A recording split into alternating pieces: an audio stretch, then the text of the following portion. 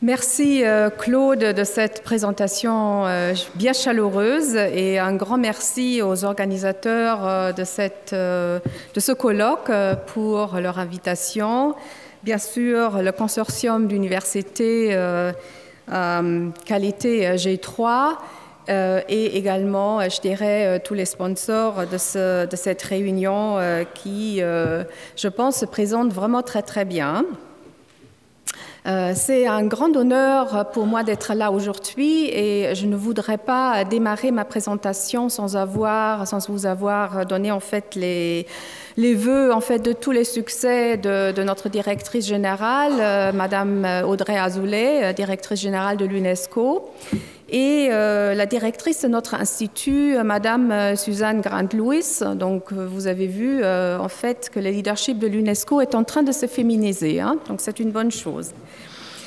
Voilà, donc je suis spécialiste de programme à l'IEPE.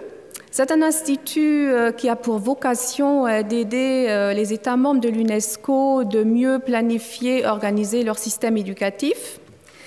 Et c'est aussi un institut qui travaille depuis sa création en 1963 sur les questions de planification et gestion de l'enseignement supérieur.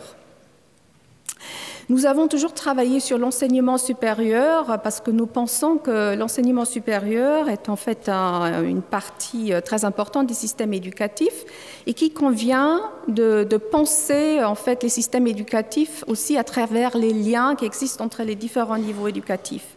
Donc, c'est pour cela que l'enseignement supérieur toujours joue un rôle très important. Dans ma présentation aujourd'hui, je vais surtout vous parler d'un projet de recherche que nous avons mené à l'IEPE en matière d'assurance qualité interne. L'assurance qualité interne est plus ou moins synonyme en fait des démarches qualité.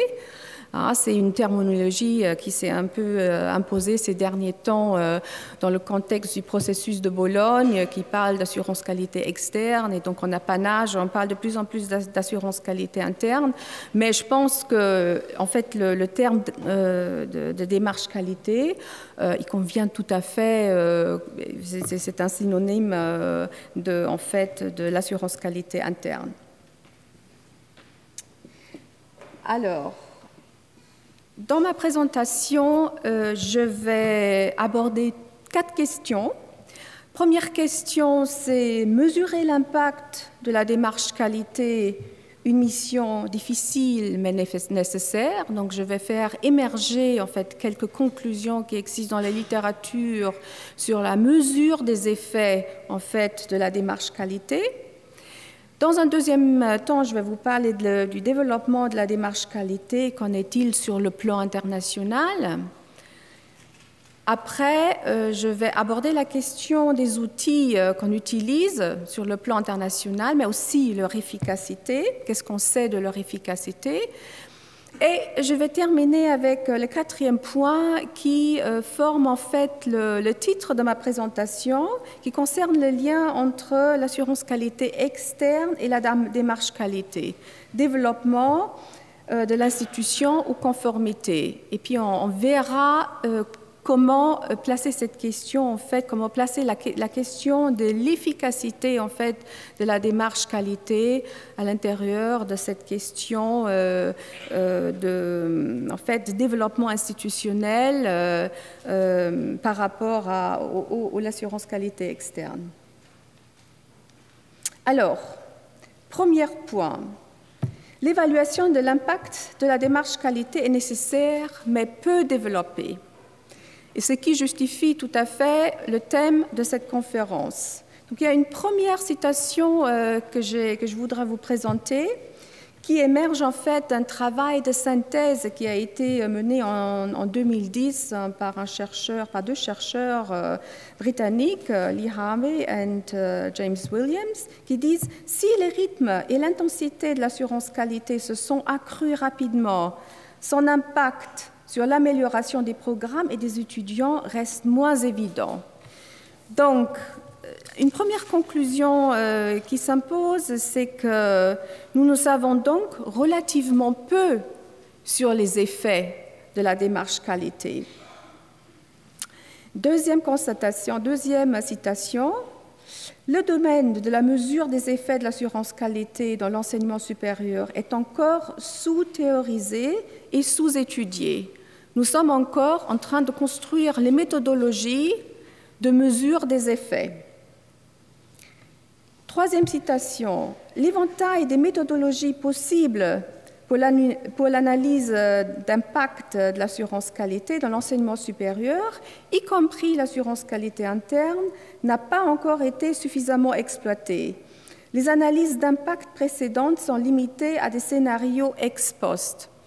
Donc là aussi, rappel du besoin en fait de construire un modèle théorique qui présente en fait les liens cause à effet attendus entre donc, voilà, les facteurs de qualité qu'on déploie et leurs effets sur quoi. Et donc là intervient une quatrième citation que je trouve très intéressante également. L'éléphant dans la salle, donc ça c'est les Américains du Nord, ils vont comprendre tout de suite, c'est dérivé en fait d'une expression américaine ou anglaise, the elephant in the room, c'est donc la chose qui est là très massivement mais dont on ne parle pas. Donc l'éléphant dans la salle reste le fait que nous ne savons pas vraiment comment l'assurance qualité a affecté combien ou comment les étudiants apprennent. 20 ans d'évaluation de la qualité en constante évolution, cependant, nous a au moins donné un vocabulaire pour commencer à parler de la question la plus importante, c'est-à-dire quel est le lien entre la démarche qualité et les apprentissages. Et dernièrement, l'identification et la mesure des relations de cause à effet dans les systèmes sociaux complexes, aussi complexes soient-ils, revêtent en général une grande importance pour la planification et la réforme de l'éducation. Donc, cette citation, ce qu'elle signifie, c'est que c'est difficile de mesurer les effets, mais nous devons quand même de savoir, avant de nous engager dans des choix d'investissement et dans des constellations de formation, parce qu'il est important de savoir comment les facteurs de qualité affectent en fait les apprentissages et quelle serait donc la meilleure démarche qualité pour assurer ce lien cause à effet. Alors, là, je vais commencer à vous parler un tout petit peu du projet de recherche à l'IEPE. Donc, la motivation de ce projet de recherche qui visait à explorer les bonnes pratiques en assurance qualité interne, la motivation a été dirigée par 3 constatations. Premièrement, la mise en place massive des agences d'évaluation d'accréditation audit à partir des années 90. Et cette mise en place s'est accélérée en fait avec le processus de Bologne et le rayonnement qu'a eu le processus de Bologne à travers le monde et le poids qu'il a mis sur l'assurance, sur le développement de l'assurance qualité externe et interne. Donc ça a été fondamental, je dirais, dans la région d'Europe, mais on voit les mêmes choses, en fait, une même dynamique se développer en Asie et actuellement également en Afrique. Mais il y a aussi une reconnaissance générale que l'amélioration de la qualité n'est pas possible sans la démarche qualité sur le plan institutionnel. Donc si on veut réellement améliorer, avoir un impact continuelle sur l'amélioration des pratiques, on est obligé de placer en fait le centre de l'attention en matière d'assurance qualité sur les établissements, donc sur la démarche qualité au niveau des établissements. Et la littérature fait émerger des défis communs pour organiser la démarche qualité. Alors, ces défis concernent l'articulation des instruments de la démarche qualité et l'articulation avec la planification et la gestion stratégique de l'établissement. Donc, il ne peut pas y avoir une démarche qualité efficace si elle n'est pas articulée avec la gestion universitaire. Deuxième défi, la recherche des équilibres entre donc, les structures de gestion de démarche qualité centralisées et décentralisées. Comment les insérer pour les meilleurs effets? Troisième défi, l'attention à l'employabilité et en fait aux besoins de modification des formations qui émergent du monde du travail. Là aussi, il y a un équilibre à trouver entre les considérations académiques, les critères de qualité qui émergent plutôt du monde académique, et en fait la pertinence des formations. Et dernièrement, dernier défi que nous avons relevé dans notre analyse de la littérature, c'est en fait le besoin de toujours communiquer les démarches qualité à l'intérieur des établissements pour créer de l'adhésion, pour éviter en fait les blocages et en fait les oppositions. Donc ça, c'est en fait un quatrième défi. Donc nous avons construit notre projet de recherche de telle manière à essayer d'identifier des établissements qui ont des expériences intéressantes à nous montrer sur ces 4 défis. Alors, le projet de recherche avait 3 questions principales. Première question, quelles sont les options novatrices et efficaces pour les structures, les processus et les instruments de la démarche qualité? Donc, qu'est-ce qu'il existe en quelque sorte? Quelles sont les bonnes pratiques? Deuxièmement, et donc cette deuxième question de recherche rejoint tout à fait le thème de ce colloque, quels sont les effets de la démarche qualité sur la qualité des formations, l'employabilité des diplômés et l'efficacité de la gestion?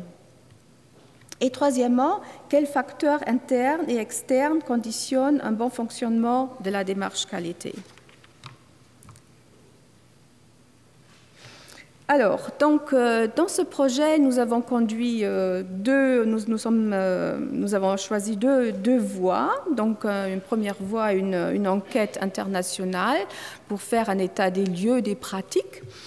Et deuxièmement, de conduire 8 études de cas approfondies pour mieux comprendre la démarche qualité dans son contexte national et institutionnel.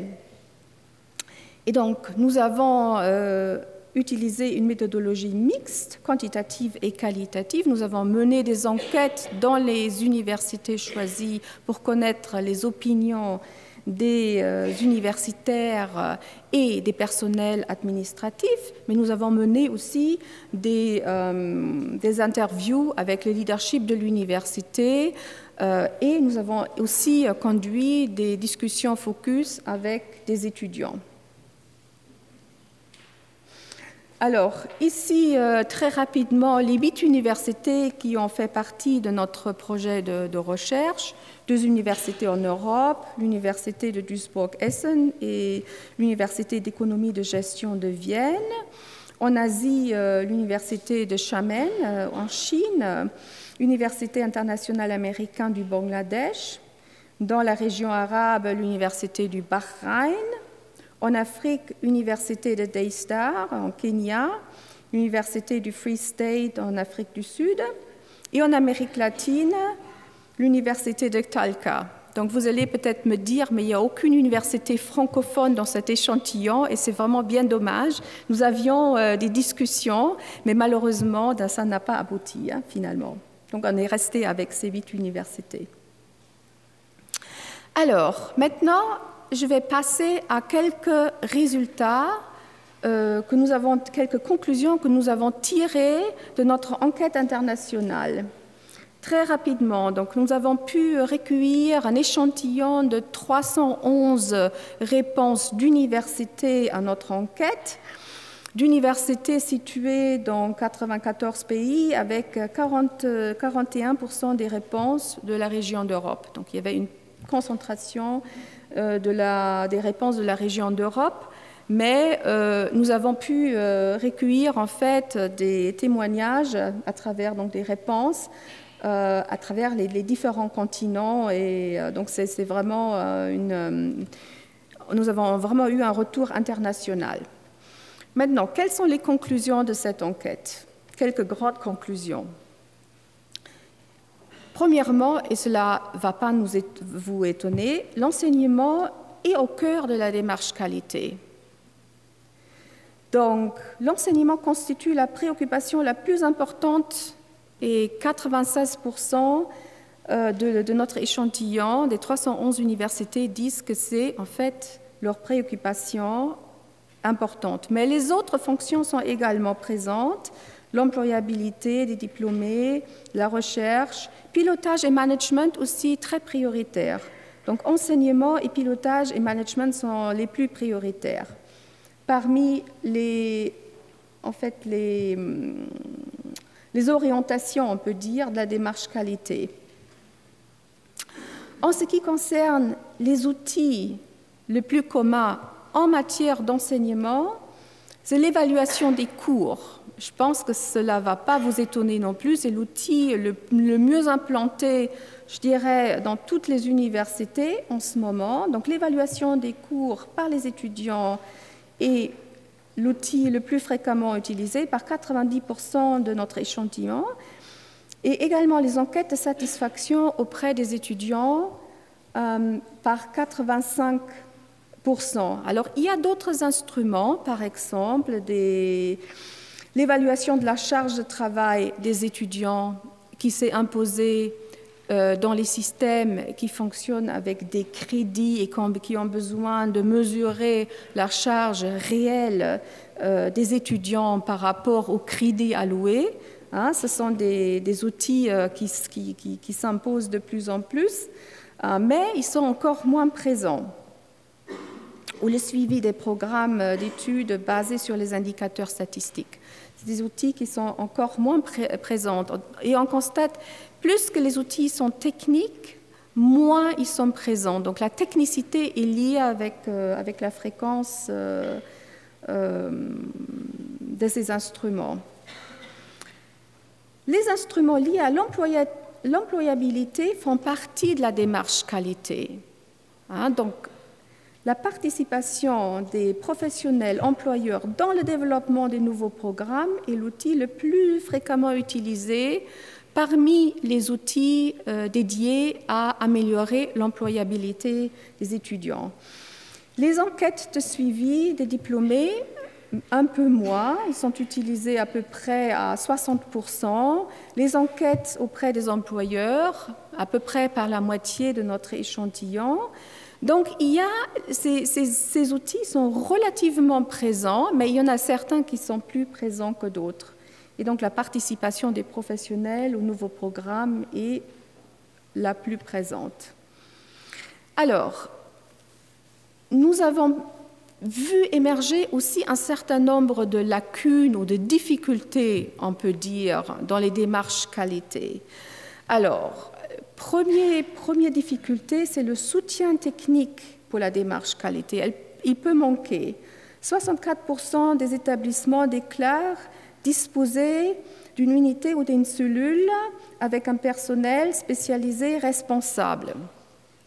Alors, ça veut dire qu'il n'y a que 2/3 des universités ayant répondu à notre questionnaire qui disposent en fait d'un soutien technique dédié spécialement à la démarche qualité. Et ce soutien technique, il se situe plutôt au niveau central des universités. Il est encore beaucoup moins implanté dans les facultés. Alors, 37% de l'échantillon, c'est-à-dire un tiers, dit disposer d'une structure de soutien au niveau des facultés. Alors, autre fait que nous avons trouvé très intéressant, c'est que dans les universités, l'information est souvent plus disponible qu'utilisée. Nous avons posé la question sur 4 indicateurs particuliers. Alors, il y a les informations concernant le profil des étudiants, il y a les taux d'encadrement, il y a l'information concernant la progression des étudiants, la progression et la réussite des étudiants, et l'inventaire en fait, des ressources pédagogiques. Vous avez une première barre, là tout à fait à droite, qui dit que l'information est disponible, et vous avez la barre au milieu, entre les deux petits, qui disent, voilà, cette information est utilisée pour la démarche qualité. Donc, ce qu'on constate, c'est que nous disposons souvent de beaucoup plus d'informations qu'elles en sont utilisées pour les démarches qualité. Et nous avons aussi posé la question sur l'utilisation des informations générées en fait par les enquêtes pour un retour vers les universitaires et les étudiants. Alors, on peut dire 3/4 à peu près des cas, les informations sont utilisées pour fournir un retour vers les universitaires, mais on discute beaucoup moins avec les étudiants. Il y a à peu près que la moitié des cas qui a un retour qui s'effectue, par exemple sur les résultats des évaluations du cours, envers les étudiants. Alors, j'arrive au 3e point de ma présentation, les outils efficaces et leurs effets. Et là, je reviens à nos 8 études de cas où nous avons mené, comme j'ai dit, des enquêtes auprès des universitaires et des personnels administratifs pour prendre la mesure de leur perception de l'efficacité de ces outils. Alors, vous voyez là une série d'outils, donc l'évaluation des cours, l'évaluation des formations dans leur ensemble, supervision des enseignants, auto-évaluation des formations, monitoring par indicateur ou évaluation de la charge de travail des étudiants. Alors, les outils qui sont les plus appréciés comme efficaces, c'est l'évaluation des formations. L'évaluation des formations a été largement appréciée. Donc, vous voyez là les valeurs, ça c'est en fait les moyennes qu'on a construites à partir en fait d'une question qui a été posée sur une échelle de Likert. Et donc, voilà, plus que la valeur est proche de 5, plus qu'on est d'accord qu'il s'agit d'un outil efficace. Alors, voilà, l'évaluation des formations est l'outil le plus apprécié par les universitaires. Alors, l'appréciation des outils pour renforcer l'employabilité. Alors, les universitaires apprécient le plus les études de suivi des diplômés et la participation des employeurs à la révision des formations. Comme ça se fait dans certains contextes, il existe en fait des comités de suivi des formations et donc qui peuvent comprendre des représentants du monde du travail. Et l'analyse du marché de l'emploi. Ce sont les 3 outils qui sont perçus comme étant les plus efficaces. Et en ce qui concerne l'efficacité des outils pour renforcer la gestion, on a des valeurs généralement très positives. Là, il s'agit de l'appréciation des administratifs de ces outils. Et donc, que ce soit l'auto-évaluation des unités administratives, l'évaluation externe des unités, les processus de certification ISO, par exemple, les contrats de performance ou les contrats de niveau de service, sont généralement perçus tous comme étant très efficaces. Alors, comme je vous ai dit, on a aussi mené des enquêtes, enfin des interviews avec donc, le leadership de l'université, avec les responsables de programmes et des discussions focus avec les étudiants. Alors, qu'est-ce qu'il émerge de ces entretiens? Premièrement, de nombreux changements ont été apportés, mais surtout dans le domaine des formations, en particulier pour donner plus de cohérence au programme éducatif. Je pense que ceci est lié avec le fait qu'en ce moment, on attribue donc une très grande importance en fait, à la cohérence des programmes à travers en fait, une analyse des objectifs d'apprentissage et de leur cohérence. Et je pense que ceci se reflète positivement dans cette appréciation de la cohérence des programmes. On a également relevé un meilleur alignement des formations sur les besoins du marché de travail grâce aux outils tournés vers l'employabilité. Donc, les universitaires nous disent qu'ils perçoivent en fait des changements qui sont apportés aux formations grâce aux suggestions qui émergent en fait par la participation des représentants du marché du travail dans les comités d'appui aux formations. Troisièmement, les décisions de gestion sont rationalisées et mieux appuyées par l'analyse et l'évaluation des données. Je pense que ce qu'elle apporte, la démarche qualité, c'est peut-être tout simplement aussi un changement culturel de baser en fait les décisions sur les faits, sur les résultats d'analyse disponibles. Donc je pense que ça, c'est un réel changement qui s'instaure grâce en fait aux démarches qualité dans les universités.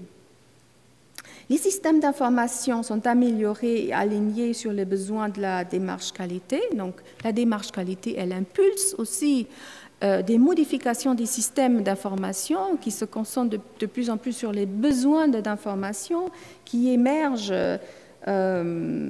pour mettre en œuvre les démarches qualité. Et dernièrement, il existe des marges pour améliorer, évidemment, l'efficacité des outils. Les outils ne sont pas efficaces en tels, mais c'est leur mise en œuvre qui détermine l'efficacité. Dans les interviews, on a beaucoup mis l'accent sur l'importance d'utiliser en fait les informations générées grâce aux enquêtes pour l'utilisation pour, bien sûr, les décisions qu'il y a à prendre à plusieurs niveaux de l'université, mais surtout aussi pour faire un retour aux universitaires et aux étudiants, et donc en quelque sorte ce qu'on appelle boucler la boucle. Alors, dernier point, la démarche qualité, développement institutionnel ou redevabilité. Qu'est-ce que montre notre recherche ? Alors, nous avons posé une question sur les motivations qui ont poussé les universités à mettre en place la démarche qualité. Alors, l'exigence émise par le système national d'assurance qualité constitue la motivation la plus importante. Constitue la motivation la plus importante, même si elle est suivie par en fait une motivation d'améliorer l'image de l'université. Donc ça, c'est un tout petit peu, là, dans cette question, nous avons posé un tout petit peu la question, qu'est-ce qui est plus important? C'est-à-dire l'exigence nationale ou en fait votre besoin de démontrer que vous êtes une université responsable. Bon, on voit les deux qui émergent, mais l'exigence nationale, elle émerge plus fortement. Alors, on a posé une deuxième question sur les objectifs de la démarche qualité. Alors, parmi les objectifs qui sont perçus comme étant les plus pertinents, l'évaluation de la performance institutionnelle est vue par 94% des répondants comme un objectif principal, mais aussi la conformité aux normes, 89%. Donc, c'est donc deux objectifs qui sont fortement liés, bien sûr, on peut dire, à la conformité par rapport aux exigences extérieures. Quand on regarde cette question au niveau des 8 universités qu'on a analysées, on voit par exemple que la loi autrichienne sur l'université de 2002 oblige les universités à mettre en place une démarche qualité. À ce moment-là, les universités sont assez libres de développer leur démarche qualité telle qu'elles l'entendent. Mais à partir de 2008, on instaure en fait un audit et cet audit émet un certain nombre d'exigences sur la manière de laquelle la démarche qualité doit s'organiser. Donc la démarche qualité, elle devient encadrée. En Allemagne, on a commencé d'abord avec une accréditation des programmes qui, elle aussi, à regarder comment les universités s'organisaient pour assurer la qualité, bien sûr, de leurs programmes. Et puisqu'à un moment donné, les universitaires, ils ont beaucoup respecté, ils ont dit, voilà, il y a beaucoup de notre temps précieux qui part dans les accréditations de programmes. Est-ce qu'on ne peut pas mettre en place un dispositif qui est moins coûteux en temps? Donc, on a développé, en fait, l'accréditation du système qui permet aux universités allemandes d'obtenir une accréditation de leur système d'assurance qualité interne, de leur démarche qualité. Par contre, cette démarche qualité, bien sûr, elle est de nouveau encadrée avec des exigences. Elle doit s'organiser d'une certaine manière. Et on voit surtout apparaître une contradiction parce qu'en fait, les politiques de régulation en Allemagne avaient beaucoup misé sur l'autonomie des facultés l'autonomie des facultés, donc de placer l'université plutôt comme chapeau, alors que là, avec l'accréditation du système, l'université, le recteur est obligé de faire l'accréditation, de faire la certification des programmes. Donc, il est placé en quelque sorte là, en tant que représentant du ministère pour faire adhérer en fait l'université et donc les formations à certaines exigences de qualité. C'est la même chose qui émerge avec l'enregistrement des programmes au cadre national de certification. Avant d'enregistrer un programme, au Bahreïn par exemple, l'université doit passer en fait un examen institutionnel et on va regarder son dispositif d'assurance qualité interne. Est-ce qu'il est conforme aux exigences? Les universités chinoises doivent soumettre des rapports annuels sur la qualité des programmes et donc la démarche qualité s'organise de produire chaque année en fait les informations qui sont nécessaires pour informer le ministère de la qualité des programmes. Alors, ces quelques expériences, je pense, font émerger un paradoxe que j'appellerais le paradoxe de la nouvelle gestion publique. Alors, les politiques de gouvernance, on peut dire depuis 20-30 ans, mettent bien l'accent sur l'autonomie des universités, mais en échange de plus de redevabilité. La démarche qualité, ou les démarches qualité sont perçues comme un instrument majeur pour mettre en œuvre l'autonomie, mais elles sont souvent très encadrées par les exigences externes et les financements disponibles.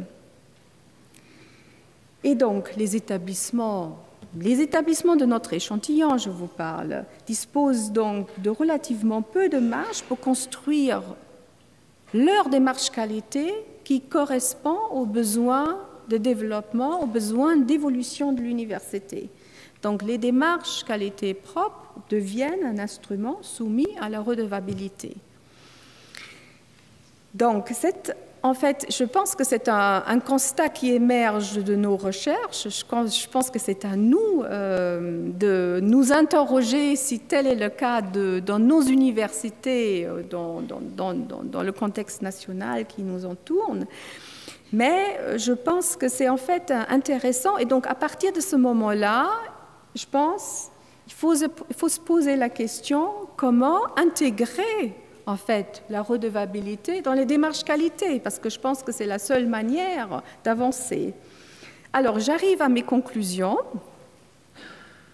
Donc, la démarche qualité doit s'interroger sur les meilleures méthodes de l'évaluation de ses effets, et je pense que ce colloque est une très belle opportunité de le faire, en fait, de comparer les notes, comme on dit, de comparer les projets qui sont en cours, comparer les méthodologies, comparer les résultats.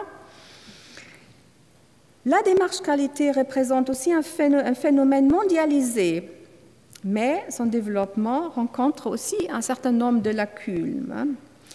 Et donc j'ai parlé des structures techniques qui peuvent manquer, j'ai parlé des retours envers peut-être les parties prenantes qui ne se font pas toujours. Donc l'évaluation de la démarche qualité elle-même permettra d'identifier les identifier et d'y remédier. Et donc, troisièmement, ne pas opposer redevabilité et développement, mais essayer d'orienter la redevabilité sur le développement.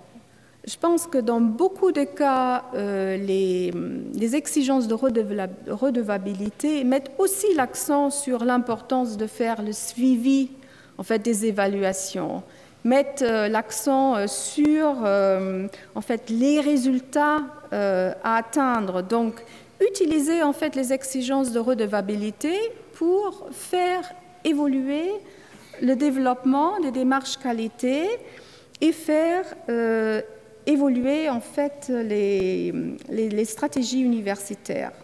Et dernièrement, ne pas oublier que la redevabilité peut aussi appuyer certains établissements et mettre un cadrage sur les démarches qualité peut être utile pour certaines universités.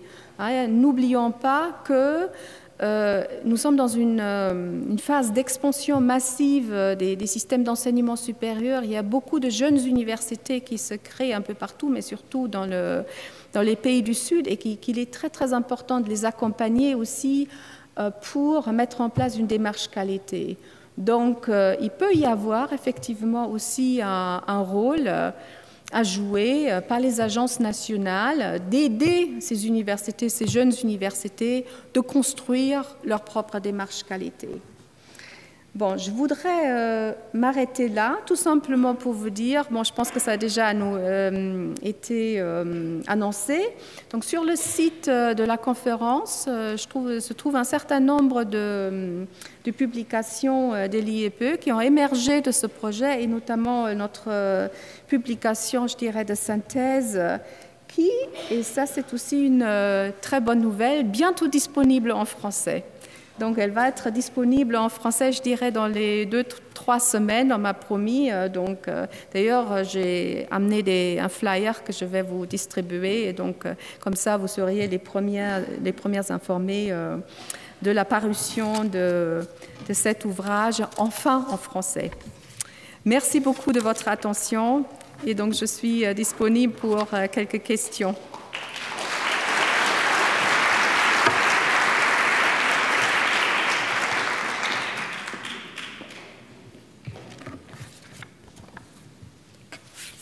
Pour les questions, on aura 2 étudiantes qui vont se balader dans la salle. Vous n'avez qu'à lever la main et elles vont vous distribuer les micros afin que vous puissiez poser vos questions à Madame Martin. Mais pendant qu'elle s'installe, je vous remercie énormément. Je pense qu'il y a encore beaucoup de questions, pas tant de réponses, mais on va quand même aborder, si vous en avez d'autres questions pour Madame Martin. Alors, levez la main, ceux et celles qui voudraient intervenir. Alors, ici en avant.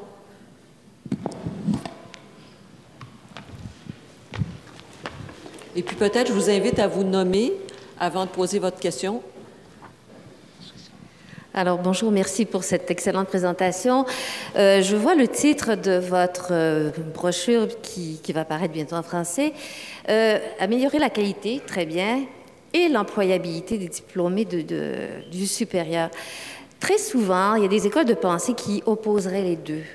De sorte que des gens diraient, par exemple, bon, on améliore la qualité, mais il faut que l'université demeure souveraine, qu'elle puisse développer, en fait, tout ce qui peut être culture générale et ne pas se préoccuper, on ne devrait pas se préoccuper de l'employabilité pratiquement de nos étudiants, nos étudiantes.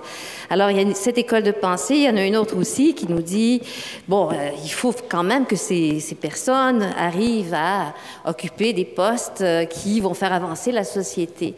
Alors, j'aimerais savoir si vous avez pris une position théorique face à ces 2 écoles de pensée. J'ai une opinion, je ne sais pas si elle est théorique et plutôt pratique. Je pense que, et d'ailleurs, ce qui a été, c'est la raison qui a cadré un tout petit peu notre projet de recherche. Je pense que l'assurance qualité interne est une opportunité formidable d'organiser un dialogue sur les qualités en croisant les points de vue. Donc, bien sûr, il y a tous les acteurs à l'intérieur, il y a bien sûr les universitaires, il y a les étudiants, il y a les diplômés, il y a les employeurs, et je pense qu'il ne peut pas y avoir un débat sur la qualité d'une formation sans pouvoir croiser les points de vue de ces différents acteurs. Et je pense que c'est pour ça qu'il y a aussi un consensus qui émerge. Peut-être là, c'est peut-être l'homme sans particularité tel qu'il a été présenté par le recteur tout à l'heure. Je pense qu'il y a un consensus qui s'établit sur le besoin en fait d'interroger ces acteurs et de croiser les regards et d'organiser un débat sur la qualité. Alors, il restera toujours la question qui va trancher en dernier ressort. Et ça, je pense que c'est une question qui est difficile à aborder. Personnellement, je crois qu'en dernier ressort, c'est quand même les responsables des formations qui doivent statuer sur le besoin peut-être d'insérer tel ou tel contenu dans une formation, si on le fait oui ou non, si on le fait, qu'est-ce qu'on va lâcher derrière, parce qu'on ne peut pas cumuler éternellement les contenus. Donc en dernier recours, c'est peut-être quand même les universitaires, les responsables des formations qui doivent statuer. Mais après avoir entendu les différents points de vue et après avoir croisé les regards, on discute beaucoup sur l'association des milieux extérieurs en matière de gouvernance, dans les conseils d'administration, dans les conseils de faculté. Parfois, il y a des hauts comités, universités, entreprises qui existent sur le plan national. Donc, c'est vrai que ça, c'est une des axes de discussion dans la gouvernance universitaire en ce moment. Mais je crois que l'assurance qualité interne et la discussion sur les formations, c'est vraiment une opportunité très concrète et c'est là qu'on peut avoir beaucoup d'effets sur la pertinence des formations. Donc, je pense que je n'ai pas été théorique, mais plutôt pratique.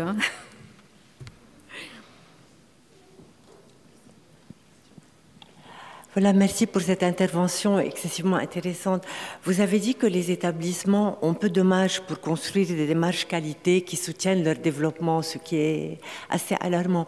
Alors, ma question, vous ne pensez pas que les agences d'accréditation s'orientent de plus en plus vers l'évaluation des systèmes internes pérennes, justement, de qualité pour que l'institution puisse évoluer en fonction de sa mission, de sa vision? Est-ce que vous ne pensez pas que les agences s'orientent de plus en plus vers l'évaluation de ce processus-là interne et que ce serait une réponse à ce constat alarmant?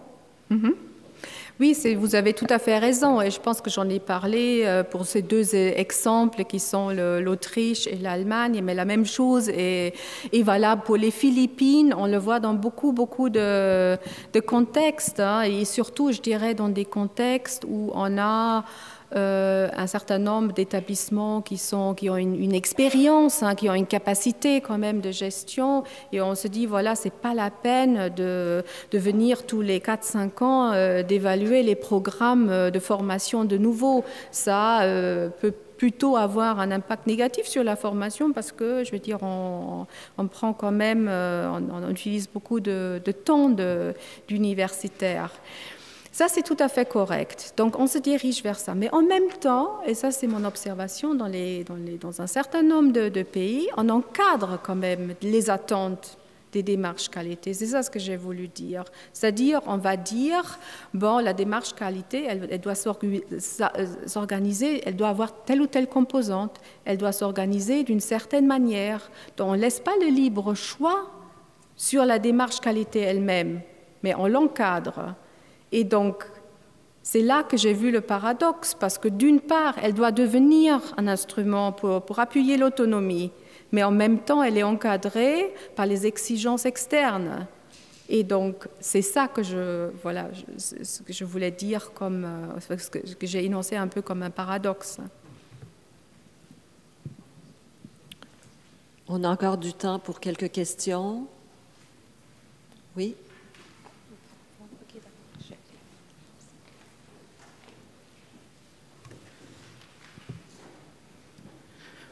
Oui, bonjour, René Côté, je suis de l'Université du Québec à Montréal.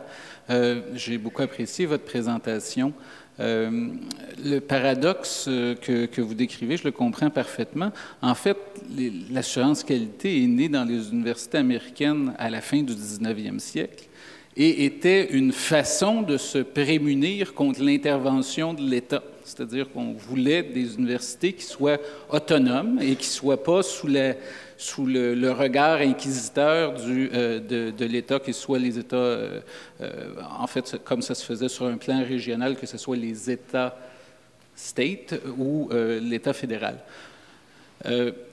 Avec le processus de Bologne en Europe, c'est tout le contraire qui s'est passé, c'est-à-dire que toute la démarche qualité est venue d'en haut, avec Bergen, avec d'autres textes qui ont amené toute une nouvelle philosophie, et les États ou même les sous-États, c'est-à-dire, par exemple, j'ai travaillé avec les gens de la Caisse à la Fédération Wallonie-Bruxelles, donc un ensemble sous-national, enfin, pas l'État fédéral, qui ont leurs propres particularités et qui imposent des démarches plus spécifiques. Alors, bon, je comprends que vous avez vu l'ensemble des processus, mais c'est ce paradoxe de la défense, au fond, de l'autonomie de l'université versus un processus qui est lui-même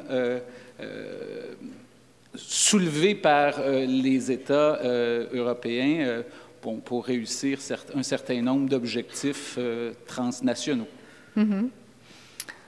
Oui, je pense que vous avez tout à fait raison. On voit d'ailleurs, enfin bon, c'est vrai que les démarches qualité, mais également les systèmes d'accréditation ont plutôt émergé dans des contextes dans lesquels les universités disposaient de beaucoup d'autonomie.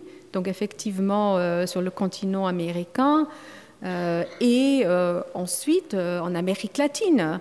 Je pense en Amérique latine, pendant les années 90, il y avait énormément de création d'agences ou de mise en place de projets, en fait, pour faire l'évaluation des formations, faire l'évaluation des établissements. Donc, ce n'est pas pour rien que c'est en fait ce contexte d'autonomie qui a généré, je pense, peut-être en même temps un besoin d'exiger un peu plus de redevabilité. Mais en même temps, je pense que pendant très longtemps, je veux dire, on a fait assez confiance aux universités américaines. Maintenant, ce n'est plus du tout le cas. En ce moment, il y a un grand débat en fait sur le dispositif d'accréditation aux États-Unis, et on se pose la question comment si vous êtes en fait strict, comment c'est possible que vous accréditez quasiment tous vos établissements? Comment c'est possible? Et de temps en temps, il y a en fait un scandale d'un établissement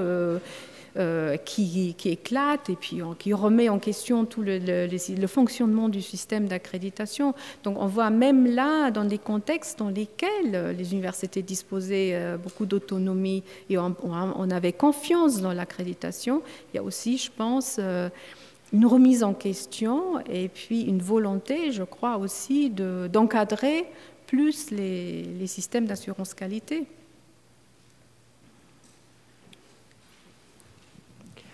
Oui, alors bonjour, Bernadette Charlier, Université de Fribourg en Suisse.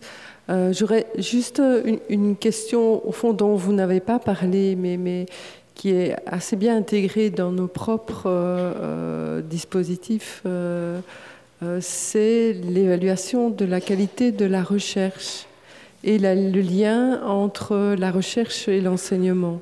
J'aurais voulu savoir pourquoi peut-être ça n'a pas été intégré dans votre enquête et ce que vous en pensez. En fait, c'était intégré dans notre enquête. On a posé une question qui a porté en fait sur l'orientation des démarches qualité. Puis on avait là enseignement, apprentissage, recherche, management, pilotage, relations internationales, etc. Donc c'était intégré, hein, mais la recherche a émergé comme faisant partie des démarches qualité plutôt à 70%, alors que l'enseignement, c'était vraiment 90%. Et je pense que les raisons sont assez évidentes, hein. C'est-à-dire on dispose dans la plupart des systèmes de mécanismes relativement évolués et de longue date, hein, pour évaluer en fait la recherche, alors que les enseignements étaient longtemps pas du tout évalués, et donc il y avait là une lacune sur lesquelles on portait les démarches qualité. D'autres questions? Oui.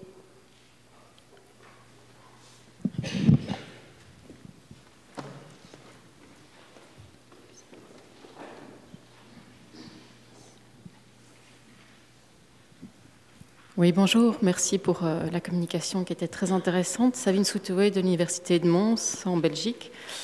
Vous avez présenté beaucoup de résultats qui concernent la perception des acteurs de la qualité. Est-ce que vous avez envisagé, est-ce que c'est éventuellement en route, de travailler sur des éléments plus objectifs que la perception des gens qui sont dedans? Donc ça, c'est effectivement, ça pose toute la question de la méthodologie. Nous avons travaillé aussi avec les universités, donc ce sont les universités en fait qui ont mis en œuvre en fait la méthodologie. Donc nous avons discuté avec eux. Et le choix, en fait, de travailler surtout sur les perceptions a été aussi le leur, hein. Je pense qu'ils voulaient savoir, les universités voulaient connaître la perception des acteurs, parce que c'est aussi souvent ressenti comme un obstacle. Je pense que le fait de pouvoir croiser plusieurs regards là, dans la recherche, hein, les regards de plusieurs parties prenantes, je pense que ça a été un élément intéressant parce que ce qu'on a constaté, c'était que les leaderships avaient souvent une opinion plus positive, ou que les administratifs avaient souvent une opinion plus positive. Mais je crois que quand on croise les regards des différents parties prenantes, on se rapproche un peu peut-être d'une objectivité présumée en quelque sorte, hein. Donc c'était ça en fait le choix méthodologique qu'on a fait. Les éléments, quand on veut analyser les effets, je pense qu'il faut se rapprocher des acteurs qui sont le plus proches de la réalité. Ce sont les responsables de programme, ce sont les étudiants. Donc, je ne vois pas a priori, mais je pense qu'on aura l'occasion d'en discuter, quels peuvent être les objectifs plus objectifs que ceux qui savent en fait des changements qui ont été apportés dans les programmes, dans les procédures de gestion et dans la prise en compte de l'employabilité. D'autres questions? Merci beaucoup. Merci pour la présentation. Vous avez, je reviens à la méthodologie, vous avez mentionné que vous avez fait des groupes de discussion avec des étudiants aussi dans la méthodologie. J'aurais été curieuse d'en connaître un peu plus sur la perception des étudiants sur l'impact des démarches qualité. Mm-hmm. Est-ce que vous avez des informations supplémentaires là-dessus? Alors, la perception des étudiants varie aussi un tout petit peu selon les contextes. Il y a des contextes dans lesquels on parle plus librement que dans d'autres. Alors, les Chinois étaient généralement très contents, alors qu'on a peut-être eu plus de voix critiques dans les universités localisées dans d'autres contextes. Alors, ce que les étudiants nous ont dit, et c'était aussi confirmé par l'enquête, c'est qu'ils aimeraient être plus informés des résultats de la démarche qualité. Ils remplissent les questionnaires. Parfois, on leur dit, voilà, donc telle a été votre opinion, telles sont vos critiques, mais ils sont rarement informés de plus. Hein? Donc, ce qui leur manque souvent, c'est un retour pour être peut-être aussi plus partie prenante dans les démarches. Et je pense que peut-être ça interroge peut-être aussi sur le fonctionnement des démarches qualité. Hein? Est-ce qu'ils sont simples répondants à des questionnaires ou est-ce que les étudiants peuvent aussi participer dans des dialogues sur la qualité? Est-ce qu'ils peuvent participer peut-être aussi dans les enquêtes? Hein? Je pense que c'est là, effectivement, ce qu'on a pu comprendre, c'est qu'ils se sentaient parfois un peu à l'écart un peu de la démarche qualité et qu'ils auraient voulu participer plus hein, et en savoir beaucoup plus. Hein. Pour poursuivre dans la même veine, est-ce que vous avez eu des exemples de retour auprès des étudiants? Est-ce que vous avez des modèles, des façons de faire que vous pourriez nous suggérer? Où ça fonctionne, où on retourne auprès des étudiants, des associations, où j'en sais trop rien. Et comment on fait pour retourner aux étudiants, en bref? Bon, je pense qu'il existe de multiples façons, mais moi, ce que j'ai trouvé très intéressant dans les universités qui le mettaient en œuvre, c'était les événements de dialogue sur la qualité, en fait, auxquels les étudiants étaient associés. C'est-à-dire, quand on fait l'évaluation des formations, bon, on a collecté, beaucoup d'informations hein, auprès des étudiants eux-mêmes, auprès des anciens, des diplômés, auprès, en fait, des employeurs. Hein. Créer, en fait, des événements, peut-être des conférences sur la qualité ou la journée de la qualité des formations où on analyse ensemble ces informations qui doivent être préparées pour être facilement analysables. Hein. Il ne faut pas non plus les présenter en grand tableau statistique, mais essayer de faire émerger un certain nombre d'éléments saillants de ces enquêtes et engager un dialogue et associer les étudiants à ce dialogue. Ça, je pense que c'est une pratique recommandable, qui est pratiquée déjà dans certaines universités aussi. Merci. D'autres questions? On aurait le temps pour une toute dernière. Madame.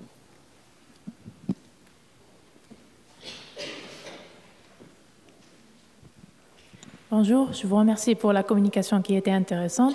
Je suis doctorante à l'école de management en Algérie. J'aimerais juste avoir plus de détails par rapport aux outils de collecte de données que vous avez utilisés. Vous avez adopté une approche mixte, quantitative et qualitative.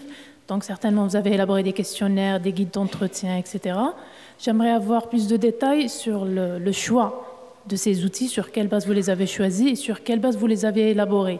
Est-ce que vous êtes référé à des référentiels ou bien c'est sur la base de votre expérience? J'aimerais aussi savoir à quel moment avez-vous envoyé les questionnaires aux étudiants? Est-ce que c'était au cours de l'année universitaire ou bien à la fin? Merci. OK. Donc, les instruments ont été élaborés à partir, en fait, d'une analyse de la littérature et à partir des questions de recherche qu'on a élaborées.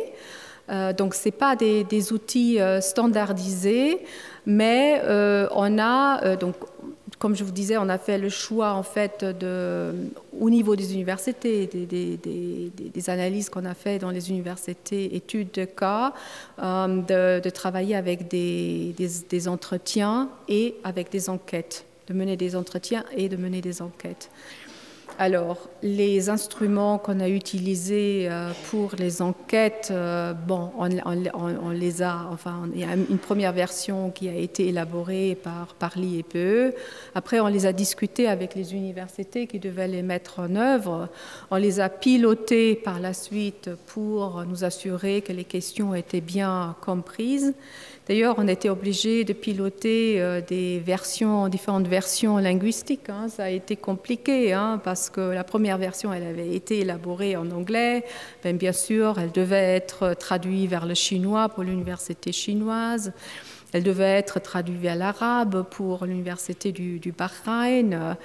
Et elle devait être traduite en allemand pour l'université allemande et l'université autrichienne. Donc on a fonctionné avec plusieurs traductions du questionnaire, mais tous ces questionnaires ont été pilotés pour nous assurer en fait que les questions étaient bien comprises. Donc ce que je peux dire, peut-être pour répondre à votre question, on n'a pas utilisé des instruments standardisés, mais on les a construits pour les besoins de l'enquête. Mais je pense que selon les règles de l'art d'une enquête, d'une recherche en sciences sociales. Alors, merci beaucoup, Madame Martin.